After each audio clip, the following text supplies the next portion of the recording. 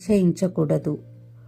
మన యొక్క జీవము గల దేవుణ్ణి బట్టి అతిశయించే వారంగా, సంతోషించే వారంగా ఉండాలి. అప్పుడు ఆయన తప్పకుండా మన హృదయ వాంఛలను తీరుస్తాడు.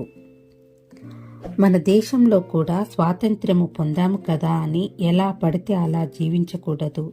అలాగే రక్షణ పొందిన విశ్వాసులుగా దేవుడు మనకు ఒక క్రమం అనేది అనుసరించాలి అని చెప్తున్నాడు.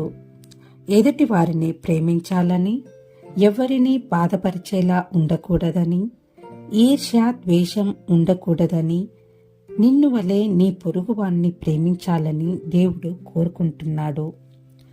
దేవుడు మనకు అనుగ్రహించిన ఈ స్వాతంత్ర్యమును దుర్వినియోగపరచకుండా మన యొక్క జీవితంలో దేవునికి సాక్షులుగా ఉండాలని నిత్యము ప్రార్థించాలి.